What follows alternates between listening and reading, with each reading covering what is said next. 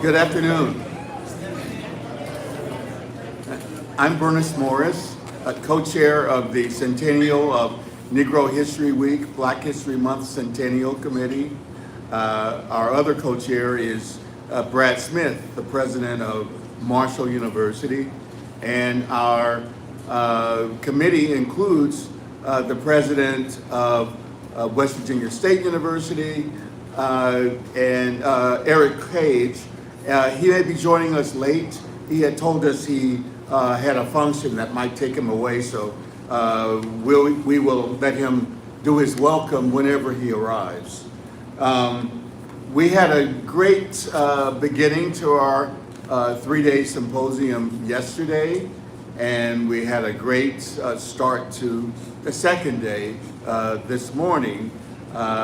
We visited Booker T. Washington's church and heard a preview of the Dr. Davis's program for last night. I don't know if the tune will be repeated tomorrow, but it was great hearing the chorus sing, and some of us who can't sing wanted to join in. But I realized that my voice was better for the shower. I just want to remind you that if you like what we're doing with the symposium and other events that we've had during the Centennial, you can support us and allow us to continue providing great programming for you by, if you turn to your handout, the little booklet they gave you when you walked in, you turn to the page with what looks like a postage stamp of Dr. Carter G. Woodson, and it says, "Forever Truth, 1926-2026. This is our statement that Black history is forever. And you can purchase this stamp by going online and visiting the site. There's a QR code, or you can type in the web address. And I have a few of the pins with me, and you may purchase them from me if you like, but I don't have change. If you have exact change, I will certainly give you one of the pins. But it's one way that we can keep our commitment to the truth and support for Black history going. With me today are a number of great people who support our program. And one of the greatest is Dr. Montserrat Miller. And she...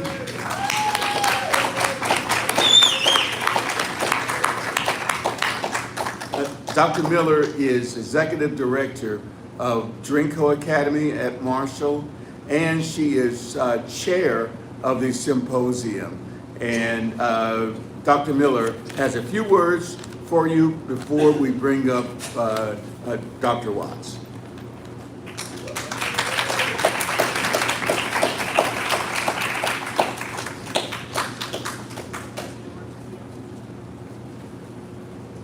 Good afternoon. I'm so happy to see everyone here today. I made some comments yesterday in Huntington on the first day of the symposium, and for those of you who may have heard them, I apologize for a little bit of repetition, but I think that they deserve further emphasis. I quoted Dr. Martin Luther King's 1963 sermon, "Loving Your Enemies." It's a quote we're all familiar with, but it's ever more meaningful today. Darkness cannot drive out darkness. Only light can do that. Hate cannot drive out hate. Only love can do that. And I draw upon that well-known quote just to emphasize how much light and love there is in this room today, and how much light and love there has been in the organization of this symposium and in all the willingness of people to come from 13 institutions of higher education to join together with the firm conviction that Black history is American history, it's everyone's history, We all need to learn from it. We are all benefit from understanding it better. We're all in this together. Our country, our world, our story, all peoples. Thank you to everyone for contributing. I'm really looking forward to what we have coming up here. Reverend Matthew Watts's keynote address is such an honor for us to have included in our program.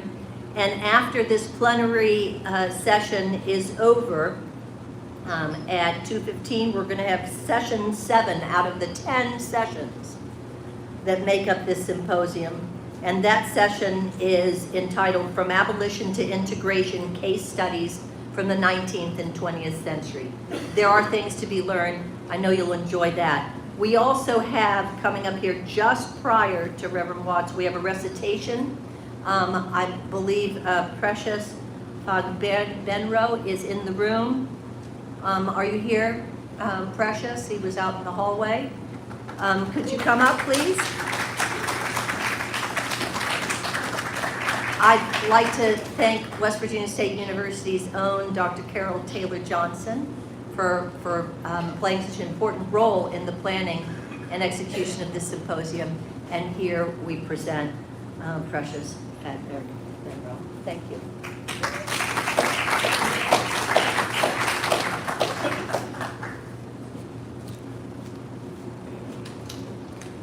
Good afternoon, everyone. My name is Precious Fagmero, and I'm going to be reading the 13th, 14th, and 15th amendments.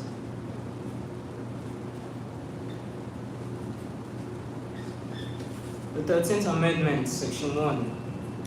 Neither slavery nor involuntary servitude, except as a punishment for crime, whereof the party shall have been duly convicted, shall exist within the United States or any place subject to their jurisdiction. Section 2. Congress shall have power to enforce this article by appropriate legislation. The 14th Amendment, Section 1. All persons born or naturalized in the United States and subject to the jurisdictions thereof are citizens of the United States and of the states wherein they reside.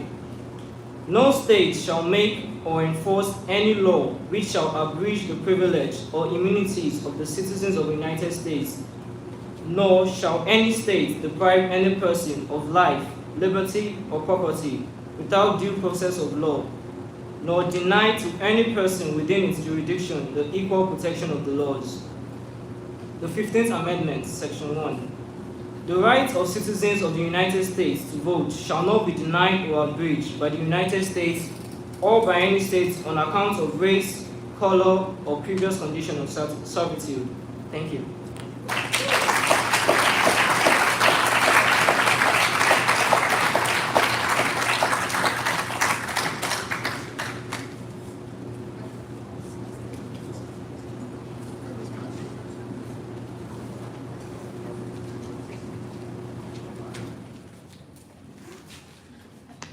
Good afternoon, everyone. Good afternoon. Yeah, I'm tempted to say, let the church say amen. Amen. It's great to be here with everyone this afternoon. I'm really delighted to be here with my two good friends, Professor Bernice Morris and Dr. Monset Miller. And I know some people are wondering, why in the world is he on the program? What is Reverend White doing on the program? And what I suggest to you, don't count it to a lack of judgment on behalf of Professor Bernice Morris, who's a scholar, and Professor Dr. Monset Miller. Not a lack of judgment. It's just a challenge of the heart. They love me so much, and we're good friends, and they wanted me to be here and be a part of this program. They know that I am an amateur historian. And so I'm humbled and honored to be among all of these scholars and all of these intellectuals and all of these academicians.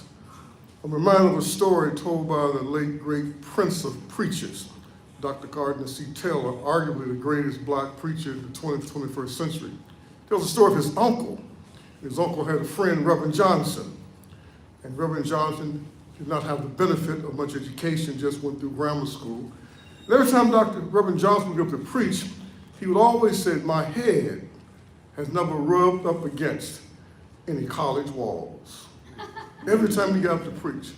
So finally, Dr. Tiller says, Uncle said, Reverend Johnson, why do you get up every time you're going to preach? And said that your head has never rubbed up against any college walls. Once you speak, the Congress, they know that. They know that.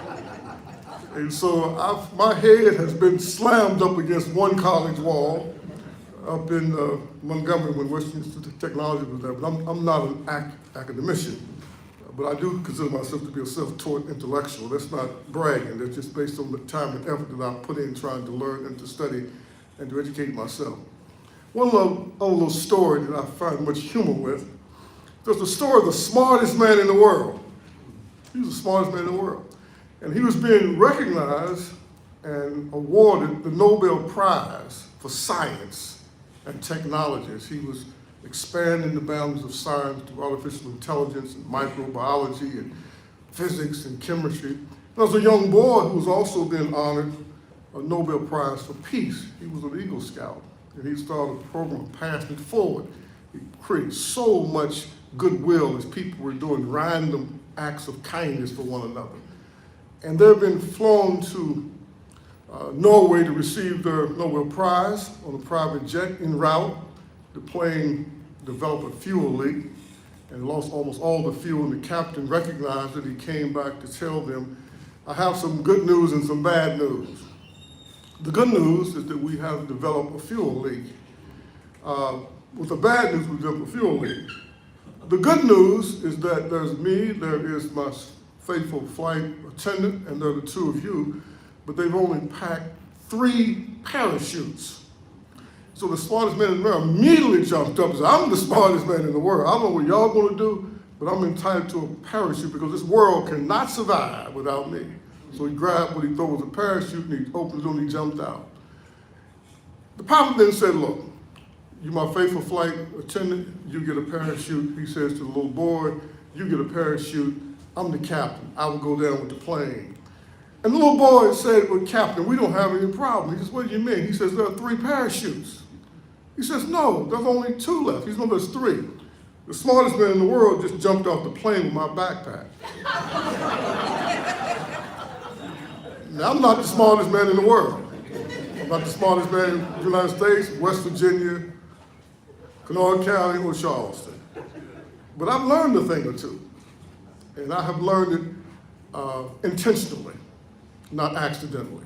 And I've spent my entire life just trying to learn. One thing that my mother and my grandmother deposited in my 6 siblings and I, which includes our scholar, Dr. Ollie Watts Davis, was intellectual curiosity, to always be asking the questions why.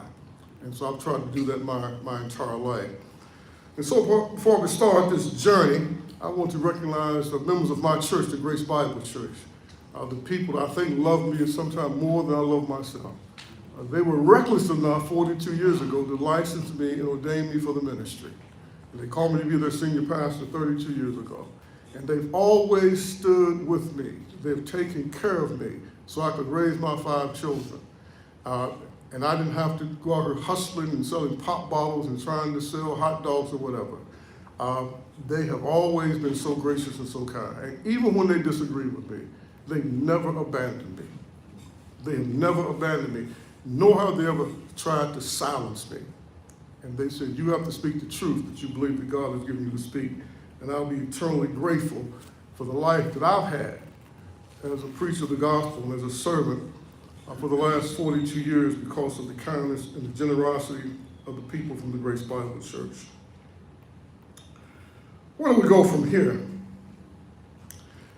I have concluded there are 4 things. This is Matthew J. Watts the first, and I'll tell you why I've had to do that. They misspelled my name on my birth certificate, Ollie, and I began to realize I got some pride. I can't get a passport because it doesn't match my birth certificate. They misspelled my name, so I now have to start using my name and spelling my name, and I got to go to Kanawha County and pay to get the second T put in my name and to get my full middle initial. And to distinguish myself from my son, Matthew II, and his son, Matthew III, I now have to start using Matthew J. Watts I publicly to establish that he does exist. And that he was born on McDonald Hill. a suburb of Mount Hope, West Virginia. 4 things I believe that a leader is supposed to do. This is me. Number 1, a leader has to cast a clear narrative, a historical narrative of where did we come from. Secondly, a leader must lay down a clear and a concise narrative of where are we now. Define the reality of the situation. Thirdly, a leader must lay down a clear vision narrative of where is it we're trying to go, what's a desired future. And then fourthly, a leader must lay down a strategic plan with tactics and with an outline to guide us as we move forward. And that's what I try to do at the church. It's what I try to do in the work that I do in the community. And it's essential that the leader does that. So where have we been? Just quickly, panorama, 1619. That's really not accurate. Black folk was here long before 1619, but that's what the book says, right? 1619, the first 20-odd Negroes that they describe arrived at Port Comfort, Virginia. That's interesting, right? Port Comfort, you bring indentured servants. They were sold to the settlers there for food and water. And then later would become a part of the first generation later in the 1600s when we moved away from indentured servitude to race-based chattel slavery. And so that's where we began. So when you look at 245 years, you have a period of chattel slavery where black people were just property, just like a horse, just like a donkey. And then in 1863, Abraham Lincoln signs the Emancipation Proclamation, but the truth of the matter, there's some historians in the room, you correct me if I'm not wrong, black people did more to free themselves than Abraham Lincoln did. People, tens of thousands of black men walked off the plantation once the Civil War started in Fort Sumter, South Carolina. Lincoln had no choice, really. He could have tried to invoke the fugitive slave law and return them into slavery against people that had rebelled against them. But we do credit Lincoln for making official those slaves were free in the states that is succeeding from the Union. 1865, as a young man read, we get the 13th Amendment of the United States Constitution, which abolished slavery in the United States and the territories of the United States jurisdiction. However, the 13th Amendment, in my opinion, is the most skillfully crafted economy of words in the English language, because in one marvelous economy of words, it abolishes slavery, it then reinstitutes slavery when it's practiced by the government, and gives the government the authority to maintain slavery into perpetuity, because the government can use slavery as a form of punishment. 1865 to 1877, around about 4 years of Reconstruction. During that period, we get the 13th Amendment, the 14th Amendment, equal protection of the law, citizenship, the 15th Amendment, the right to vote for black men. Actually, the 1866 Civil Rights Act gave blacks citizenship and the right to vote, but the Congress did not believe it could stand because they felt like if the Democrats at the time regained control of the legislature, they could repeal the 1866 Civil Rights Act. That's why they established the 14th Amendment, to codify in the Constitution that black people and everybody that was born here would have full citizenship, they would have equal protection under the law. So you got about 12 years of Reconstruction. After Reconstruction was the Great Compromise, when they compromised to give the Republicans the presidency with Rutherford B. Hayes. In exchange, Rutherford B. Hayes would pull out all of the Southern troops. The Northern troops from the South basically turned the blacks over to the Ku Klux Klan and the Redeemers to do with them as they chose. And so that's basically what happened. So immediately in the late 1870s, states in the South started rewriting their constitution. They came with the black codes that were only used against black people, vagrancy laws, a person could be arrested for not having a job. They came up with the whole idea of convict leasing, which was slavery by another name, where a person could be arrested for not having a job, and then their sentence could be sold to a business concern, and they could be worked worse than a slave, because that business had no investment other than having bought that person's conviction. This all starts after Reconstruction ends. And so for nearly the next 90 years, the Southern states did everything they could to push back on the 15th Amendment, the right to vote, polls, taxes, all types of intimidation, literacy tests, and almost no blacks were voted in the South. They pushed back as much as they could on the 14th Amendment, infringed on people's citizenship rights. as citizens, and they pushed back as far as they could on the 13th Amendment to abolish slavery, with slavery by another name, convict leasing, where the prison system basically became another system, another way of practicing slavery. This is where we've been. So we're there for 90-some years, close until 1964 Civil Rights Act, 1965 Voting Rights Act, 1968 Fair Housing Act, three major pieces of federal legislation in the 60s that were supposed to catapult African Americans in particular more toward full and equal citizenship.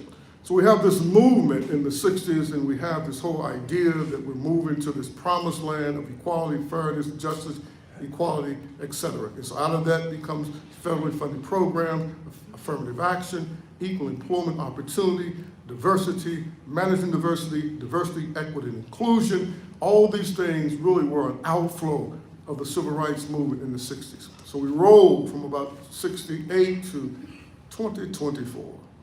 And then in 2024, something happens. There is an election. And there's been a plan called Project 2025, which most people didn't believe. And then with that election, one political party would gain control of the executive branch of government, the legislative branch of government, and having appointed so many judges in the judiciary, they would now have the legal apparatus by which to push back on everything that took place during the Civil Rights Movement. It pushed back on voters' rights, a gutting of the Voters' Rights Act of 1965. It pushed back on anything that looked like diversity, equity, inclusion. Pushed back as much as possible to basically reverse any advancement that is made. That's where we are. And I don't think a lot of people really understand where we are. I've been trying to articulate this in the public square. In 2025, when the state of West Virginia passed the governor's bill, Senate Bill 474, I refer to as the Anti-Diversity, Equity, Inclusion Bill. You must understand what that law, not a bill, and what that law really means. What that law really means is that it is illegal. It's illegal for K through 12 education, higher education, or the state government to postulate, to implement any program that would specifically target blacks or any other minority group to try to address some disparity that might exist. Now, we can get together and have conversations like this, and we can have conferences, and we have workshops, right? But if black boys are the poorest performing people in the public schools in West Virginia, and they are, if black boys are the highest group that's disciplined, suspended, and expelled, and they are, and if black boys is overrepresented in the juvenile justice system disproportionately, and they are, and if black boys have the highest unemployment rate, and they do, yet the state of West Virginia, nor can K through 12 education do anything specifically to try to help black boys. It's against the law. I don't think y'all really understand that. If people really understand that, they wouldn't be trying to silence my voice. So my close friends have come to me and say, well, there's some people, high-ranking people say that you need to be silenced. You're the wrong messenger. And my wrong response to that, that's impossible.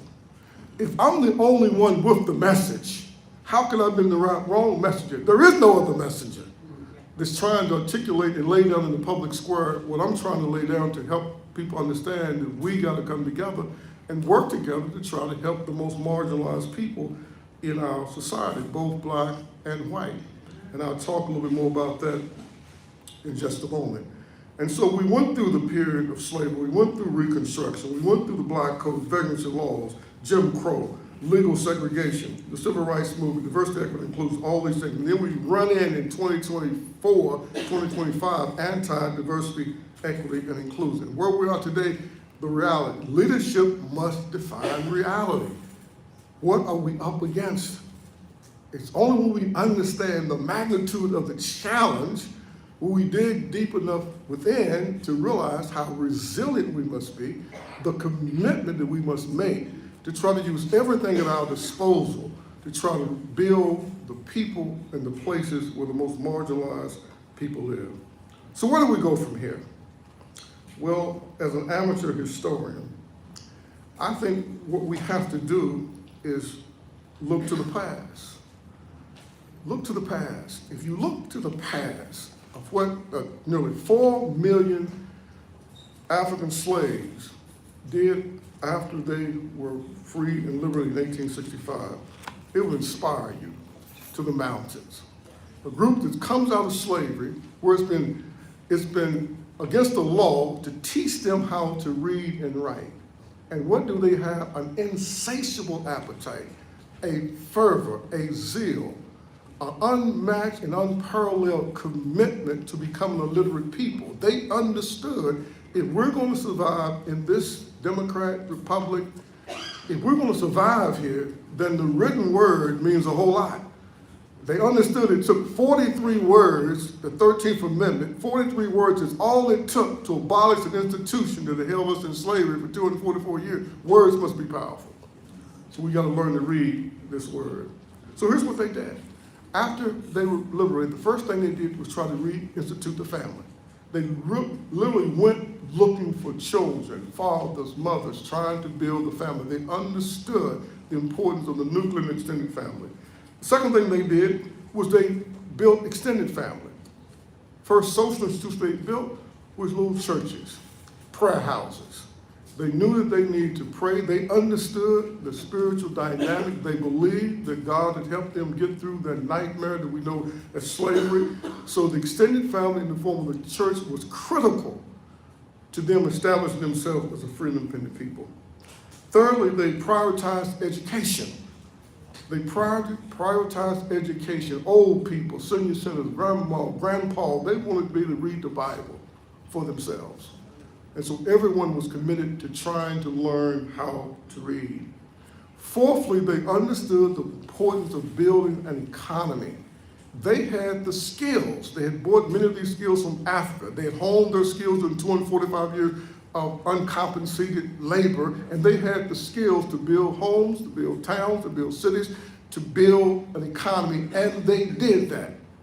And nowhere in history you find a people that come into a place in slavery, spend 245 years in slavery, become literate in less than a generation, and build an economy that is self-contained and that is independent and is sufficient, and that would still be existing today had it not been attacked and destroyed by those who saw the power, the resiliency, the brilliance of these noble and great people. And so they established their independence. And so what marginalized people have to do today, we got to seek to establish independence. We got to rebuild families, strengthen and stabilize families and neighborhoods. I'm almost at the point, I don't curse. I've been cursed since I was a teenager. As a matter of fact, my grandkids, they say, Papa, do you curse? You know what I told them?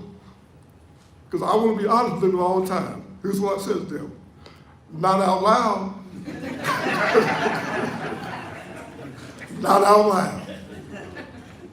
But if someone comes to me again and vilify, excoriate, and besmirch single mothers, I might have to break from being this teetotaler from cursing. The black woman is the backbone of the United States of America. The black mother is the backbone of our society today. And so if a black mother has children out of wedlock, side lock, padlock on the back of the bus, our best bet is to help that mother with those children, to stabilize and strengthen them. That's what we have to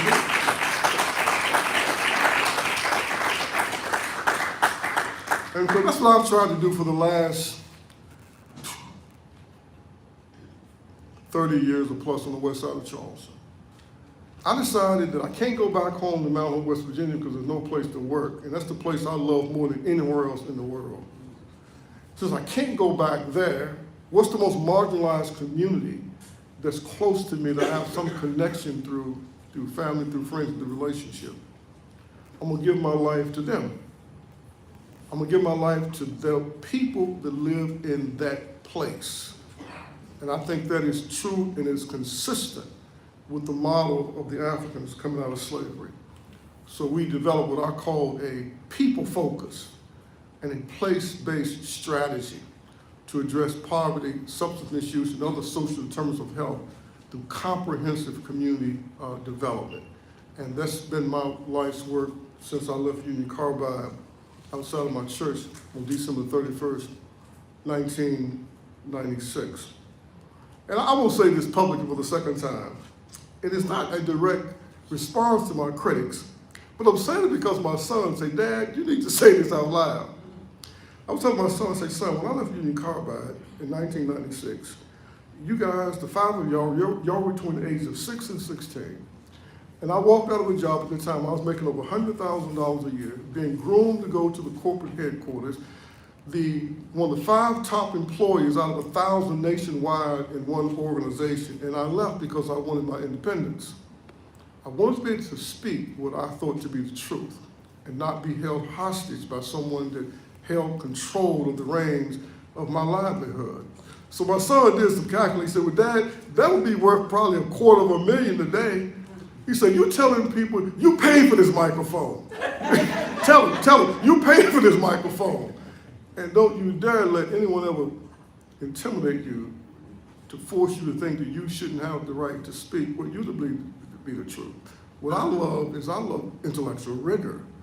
I love good conversation, good dialogue, good push back and forward, because iron sharpens iron, and another person can sharpen another person. And I'm not the smartest man in the world. I'm trying to learn something every day, if I possibly can, to help me be better tomorrow, if the Lord gives me a tomorrow. So where do we go from here? Well, I think we look back to the past, and we see what they did with very little, and how much progress they made, and the opportunity they created for themselves and for their children. Now let me give you just a quick panorama of what I've done for the last 25 years trying to engage with the West Virginia legislature. It all started in 1999 by accident. I was trying to understand the difference between unemployment rate and labor force participation, a term that I'd heard and didn't know and it wasn't defined. So I called the Bureau of Employment Program, asked for some information. They sent me a voluminous report through fax, and I saw all these numbers and data, and I saw this term labor force participation. Then I understood, well, there's a difference. Labor force participation is the percentage of the working age people between 16 and about 70 that are working, plus those who are looking for work. Those are people that are working that are looking for work. Whereas unemployment is only the percentage of people that are trying to find work. But if you stop looking, you're not counting unemployment. I begin to understand that. So with that as a backdrop, I realized that blacks in West Virginia had an unemployment rate of 2.5 times that of whites at any given time. And that's still the case. Dr.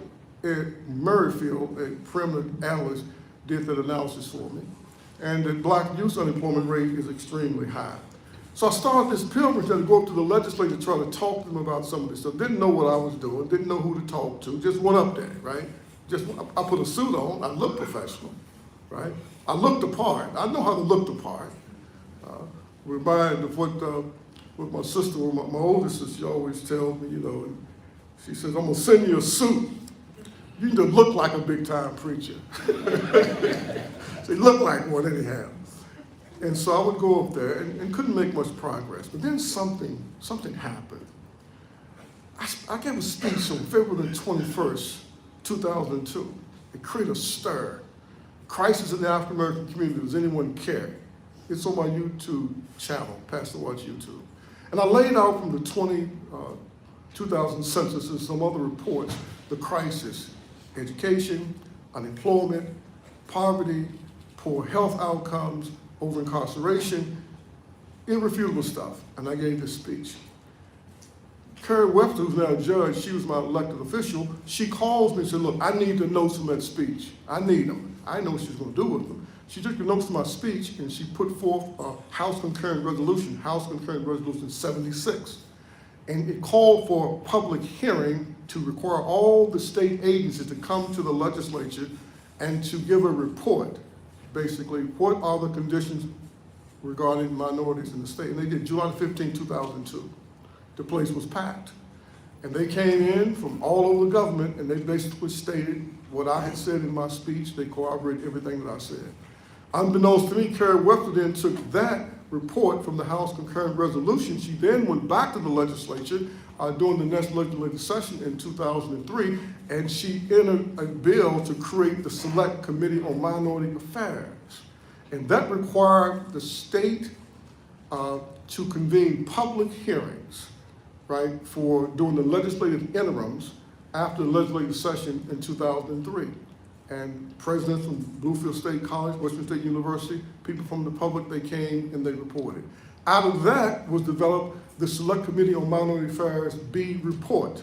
And that report basically details 29 findings of facts of challenges facing blacks and other minorities in West Virginia: education, health, employment, unemployment, economic development, lack of opportunities, and 36 specific recommendations of things that were supposed to be done to address those challenges. And nothing was done. We appealed to the federal congressional delegation, could not get any response. So for the next several years, we just continued to plug away. Kenny Hale, Bob Hardy, later Rick Martin came on board. We created a little group called the Tuesday Morning Group. We kept going back and forth to the legislature. So here's some of the things we did.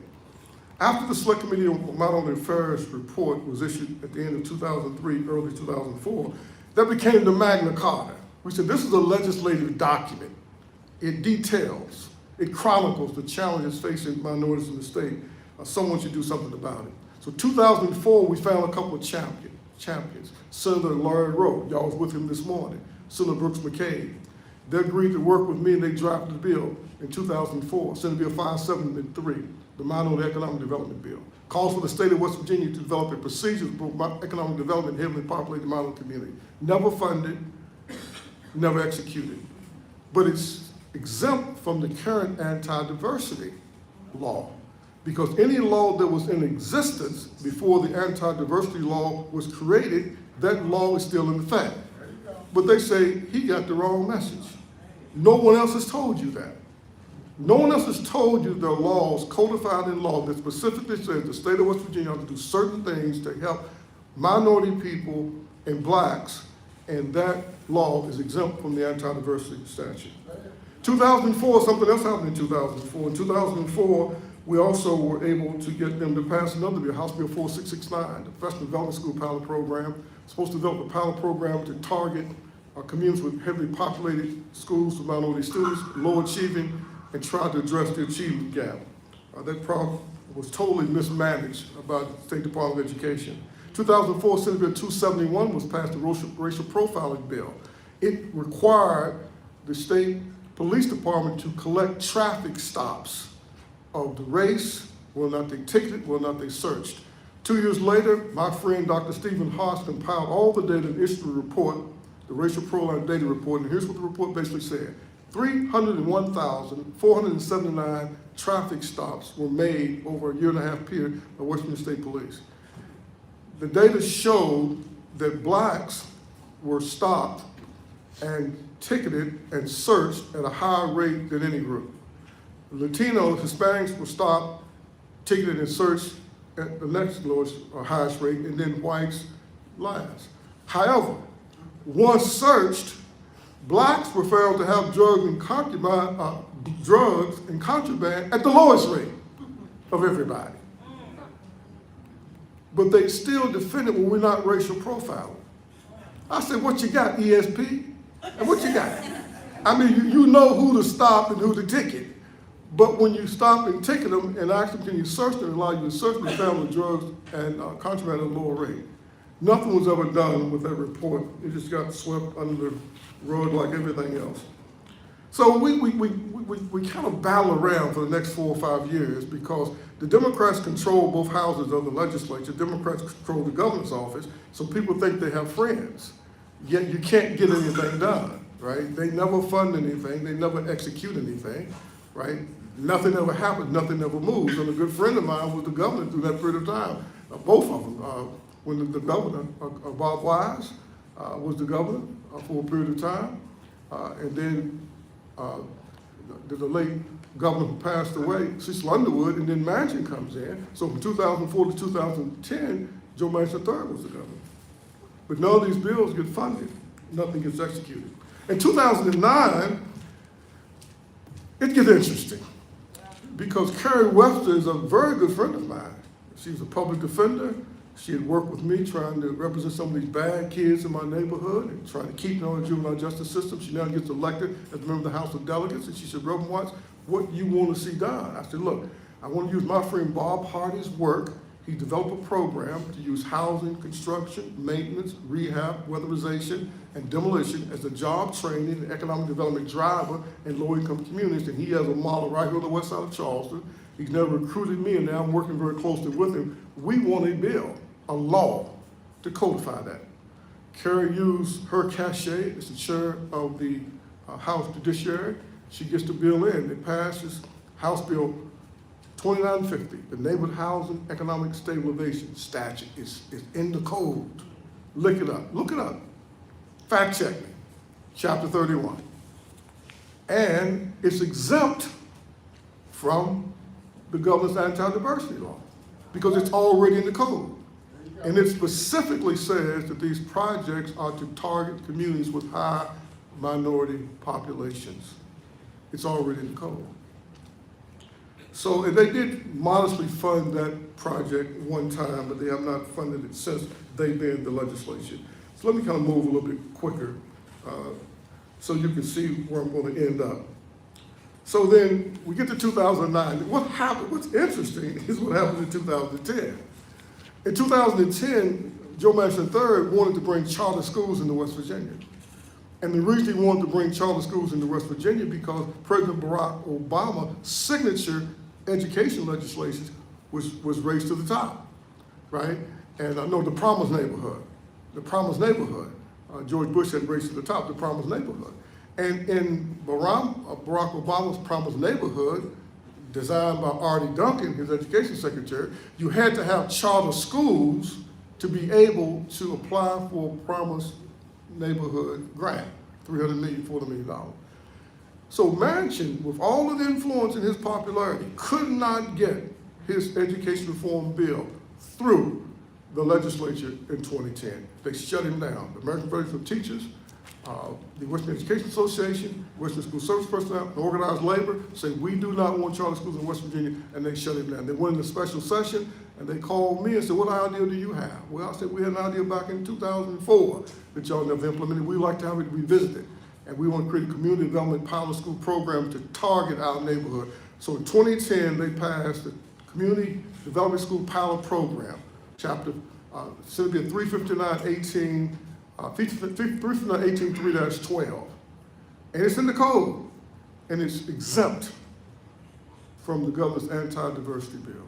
Now, why aren't people talking about the economic development law? Why aren't they talking about the housing law? And why aren't they talking about the education law that are all exempt from the anti-diversity equity and inclusion bill, even though they're in the statute? So just quickly, we continue to hammer away at this. 2011 was kind of a dry period. We couldn't get much traction to move anything forward in the legislature. And then along comes 2012. 2012, a good friend of ours, at the time, Delegate Cliff Moore from McDowell County. We didn't know he was working on this, but he came to our group one Tuesday morning. So I've got this bill I've introduced along with the House Speaker, Rick Thompson, out of Wayne County. And we wanted to create a Herbert Henderson Office of Minority Affairs office in the state government and the governor's office. Rick Thomas had great admiration and respect for Herbert Henderson because Herbert Henderson was a few attorneys in Huntington would help Rick when he got out of law school. And he came and made the pitch to us, and I'll tell you what Kenny Hale and I told Delegate Cliff Moore. We don't support that. We don't think that's a good idea. And they said, why? We said, what will happen? They will create an office that will be a ceremonial office. That's what it will be. It will be an office where good ideas go to die. And anybody who comes to the state with an idea, if you're black, they're going to send you to the Negro office. And nothing's going to happen. And that's exactly what's happened for the last 14 years. That office never lived up to its statutory requirement. Go back and read it for yourself, Chapter 5, Article 26, Sections 1, 2, and 3. Read it for yourself how powerful that office could be if there was an executive that was executing it and if there was a legislature that was holding the executive accountable. As a matter of fact, the House Speaker, Roger Hanshaw, and the Senate President, Randy Smith, they have not even populated and appointed members of the legislature to sit on the Select Committee on Minority Affairs interim committee that's supposed to oversee the office. They haven't even appointed. Go to the website, look for yourself, you can see. It became an office where good ideas went to die. And anyone who had an idea that really should have gotten serious consideration, if they were black, then they couldn't even get the House Speaker, the Senate President, the governor's office to respond to the idea. They just referred it to that office. And this is no disrespect, in no way to besmirch. They had highly qualified people, 2 PhD people, have been in the director of the Herb and Zoff Mine on the Third. And I think the other person got a master's degree, all right? All right, so let me wrap this up. And there were other bills. The Herb Henderson office, we got it amended in 2017 to add a project that would have to address poverty in that project. The previous governor never executed that project and nothing got done. And there are other pieces of legislation that's been passed as well. So here's kind of where we are. And what I'm suggesting, those who are interested in advocacy and trying to move something forward, let's look at the bills, let's look at the laws that are already in statute, and let's put them in this public square, and let's challenge the elected officials. Why will you not support existing laws that's on the books that previous legislatures have went through a process, right? Findings of facts to determine this needs to be done. It's been vetted in committees, it's been vetted on the House and the Senate floor, it's been voted on, passed, and signed by the governor, and now you act like it's nothing more than ink on a piece of paper. Well, I'm not the smartest man in the world, but I know a few things, and I know them intentionally and on purpose because I've given the last 30 years of my life trying to figure out why is it that this place that I've chosen to call my home, nothing ever gets better. Let me close this little illustration. Had my church cracking up.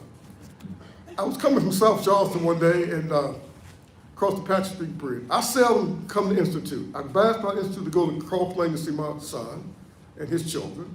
I seldom leave the West Side. I go to South Charleston because that's where I bang. I go back to the West Side. So I'm coming across the Patrick Street Bridge, Alio, and we're all marked by the music of our adolescence and teen years, right? I'm a Motown guy, all right? I'm an Earth, Wind, and Fire guy. I'm Gladys Knight, you know. I'm the Queen. But one of my favorite artists passed away last year, and I cried for 3 days. The magnificent Roberta Flack. She sung some of the most beautiful love ballads, she and Donny Hathaway. And one of my favorites was Killing Me Softly. So I'm coming across the bridge and subconsciously I'm humming Killing Me Softly, right? Don't even realize I'm humming it. The light is red. I look up and I notice right there on the building right beside Papa John's Pizza, there's a vape shop, right? Vape and tobacco and so forth. I said, when did that emerge?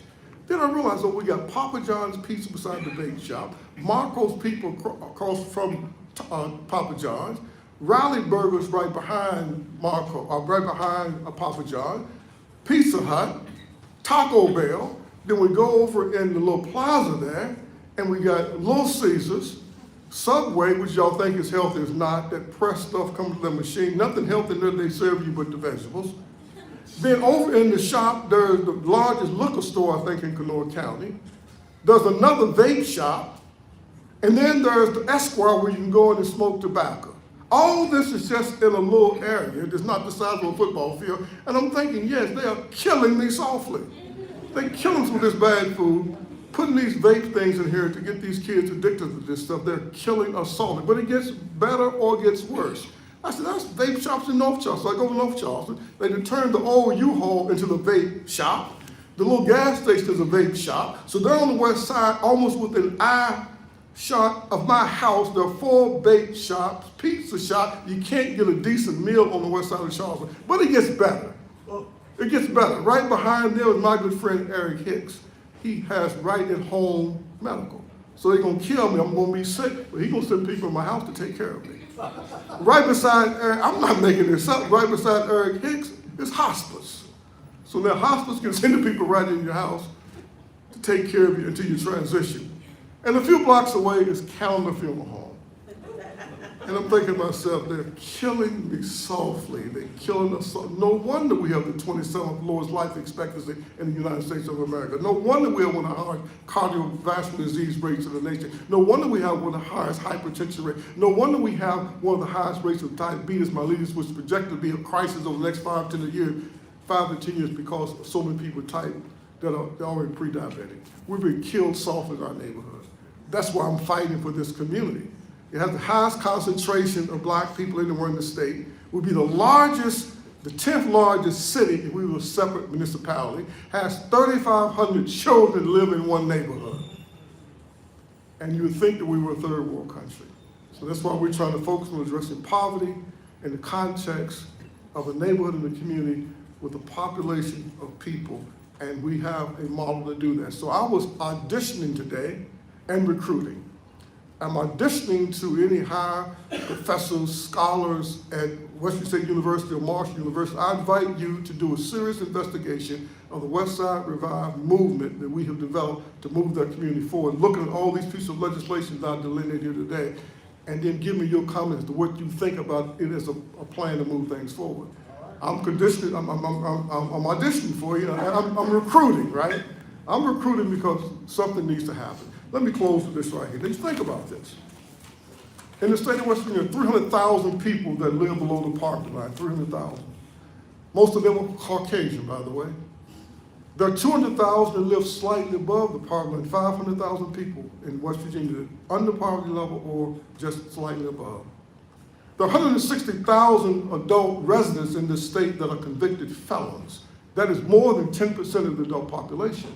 They can be legally discriminated against for employment, for housing, and for certain benefits. And they and their children make up a large portion of those that are impoverished. There are 5,000 people in the West Virginia Department of Corrections system on any given day, the regional jails, the prisons, and the juvenile detention centers. There are 33,000 children that are suspended from school in West Virginia every single year. 33,000. They miss over 180,000 days out of school. Divide that by 180, the number of days they're supposed to get to school, and what you get a pretty big number, 1,000 kids. It's the equivalent of 1,000 children not going to school at all. It's the size of George Washington High School, Riverside High School, Capitol High School. We pay $16,000 a year to educate them. We're spending $16 million for them to not be in school. School suspension is the underlying social condition.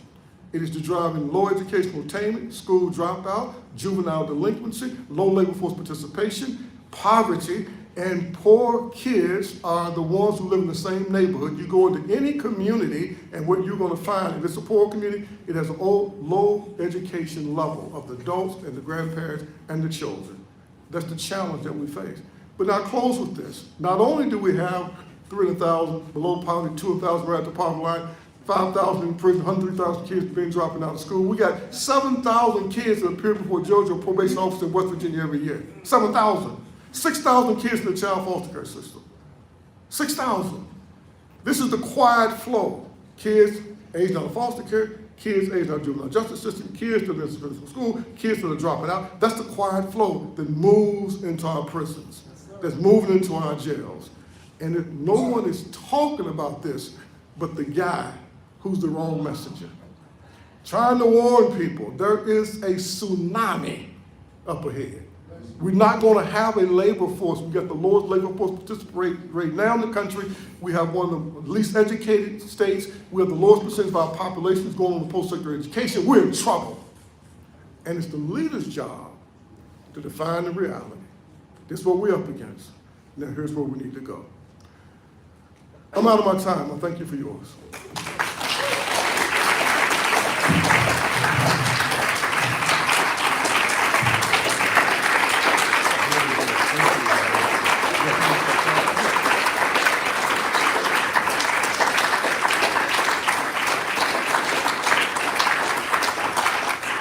We actually have a couple of minutes left, and if you have a question for Reverend Watts, he's willing to answer.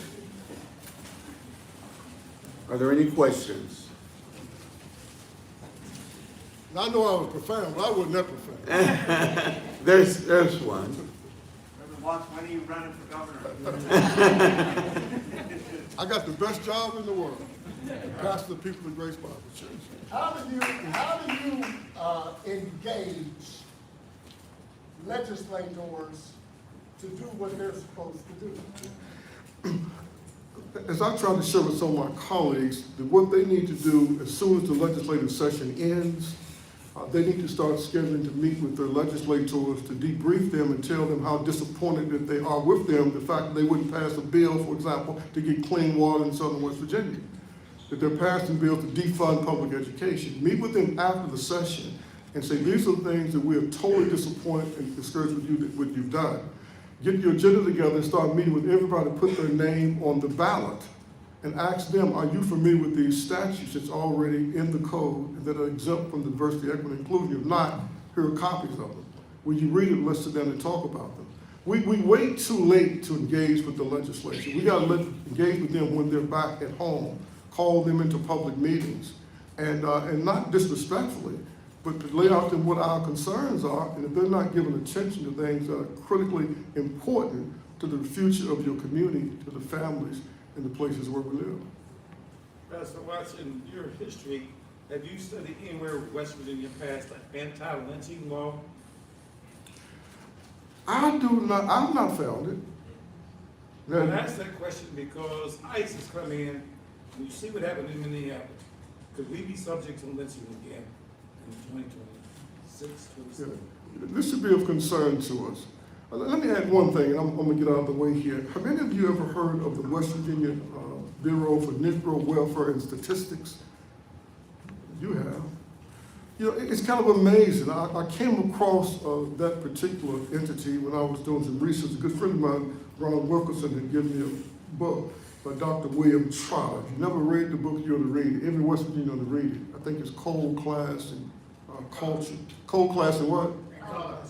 It's an incredible book. And in that book, he kept making references to the Western Negro Bureau of Welfare and Statistics.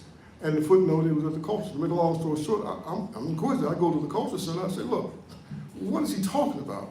And they go upstairs and they bring down this series of books, right, from 1921 or 22 up to 1954. There was a census on black people. After World War I, there were riots taking place all over the country. West Virginia thought the riots might break out here. They passed a law in 1919 to create the West Virginia Negro Bureau for Welfare and Statistics.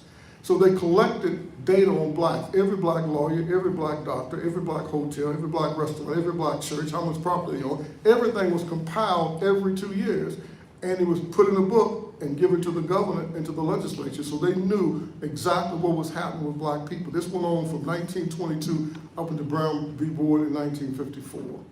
I couldn't believe it, that it was there, and so few people knew about it. I wrote an op-ed piece recently, and I said, black people have been here for a long time. I've documented 161 years, been the most faithful, highest rate of participation in the military, highest rate of dying in war, highest rate of dying in the coal mine. I said, for all of that time, you surveilled us in the 1920s like we were some communistic spies trying to overthrow the government. And then you try to turn back anything that would help us continue to make contribution in 2025. That's what we're up against. May I comment on that Yes. question? I have read that during the peak of the lynchings, that West Virginia for a long time was the only state that passed an anti-lynching law. Yeah. And Woodson was one of those who signed urging the legislature to pass it. Okay, I saw a hand. Go ahead. Yeah, Reverend Watts, I know these things are on the statute, but I'm also wondering, given Governor Morrissey's declaration that this was not going to be a DEI state, I wonder how many allies you have who are willing to stick their necks out and say, these are laws that regardless of what the tone is, and regardless of what, universities are shedding DEI initiatives on the threat that they're going to lose money.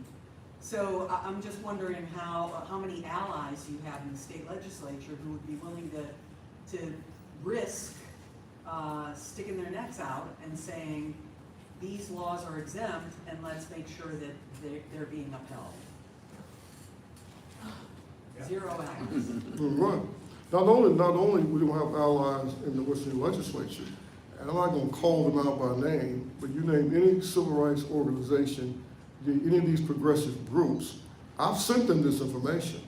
I started sending this information when the current governor was elected, when he had stated that eradicating our state of diversity, equity, and inclusion was a top priority. And one of his first acts after he was inaugurated was to issue his executive order to university. Now this is 2025.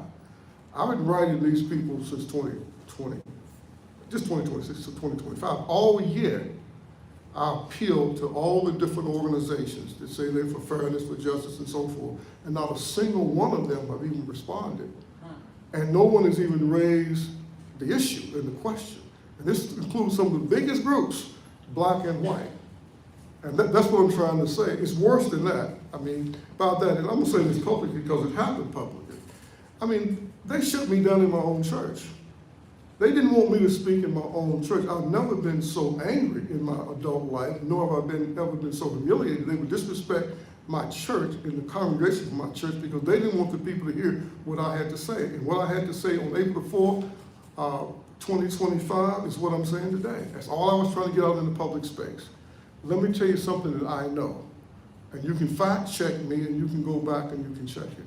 I'll close with this. The greatest crisis right now in West Virginia is the crisis that my mother warned my siblings and I about. My mother was a philosopher, and she taught us in parables and we didn't know it. And I remember her saying, you know, boy, there are 4 things you don't have to be, right? You don't have to be a liar. That's a cognitive choice. You make a decision not to tell the truth. That's your choice, not somebody else's, right? She said, you don't have to be a liar. She says, you don't have to be a coward. That's the choice that you make, not to stand up for what you think is right. Thirdly, she says, you don't have to be, a rogue. You don't have to steal. That's the choice. Because she said, the only thing worse thing than a liar is a thief. The only thing worse than a thief is a lying thief. And then fourthly, she said, you don't have to be a hypocrite. I'll never forget that. You choose to be a hypocrite because you choose to be truthful and to be honest and be straightforward. The greatest crisis right now in the state of West Virginia is compassionate, it is caring, it is courageous leadership that will stand up for the most marginalized people. Go and check the legislative record as to when the last time the word poverty has been mentioned in the House or in the Senate. And the last time a bill has been introduced to try to address poverty, then we didn't have something directly to do with. It's appalling what is happening, just like last week, and I'm gonna close. Was anyone paying attention to this? They don't have clean water in large parts of southern West Virginia. And the legislator from McDowell County introduced a bill to try to get it passed. And some of his colleagues in the House shot the bill down. And what's so egregious about this, that in 21 and 22, when we had billions of dollars from the federal government in the American Rescue Act plan and from the CARES Act, billions, 4 billion, something like that, ridiculous amount of money. And the legislation specifically said the states can use this money to address water, sewage, infrastructure, and do it to help things that will help our marginalized people and communities. Now, when I tell you this, you're not going to believe it, but you send me a message on Facebook and I've seen the newspaper article. So I want to testify before Legislative Oversight Committee up there. And one of the senators came in and wanted to debate me on the floor, and I welcomed the opportunity to do that. So then the press followed up on it. Mike Tony with Charles and Gazette Mail. He then went and investigated what I was saying. Why are y'all giving all this money to private corporations and you're not helping small business in this community?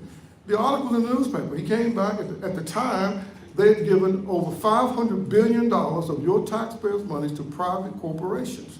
Yet they had not given a single dollar to small businesses, and they were underfunding infrastructure and water projects. This happened.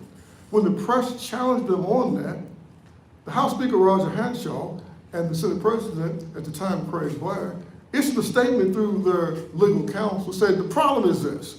The problem is that Reverend Watts just wants to be a line item in the budget.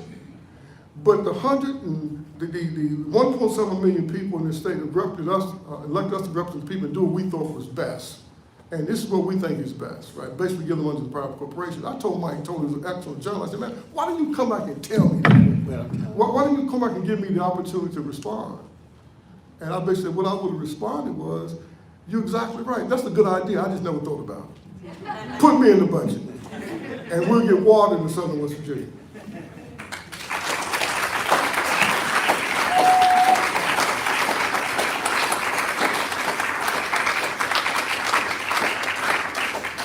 Thank you very much, Reverend Watts, and thank you for a great crowd we have here today.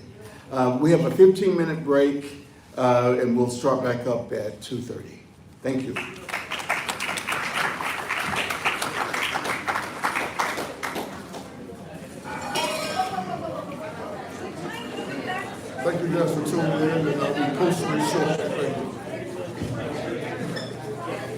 questions. Thank you, sir. Thanks for having me. Thank you so much.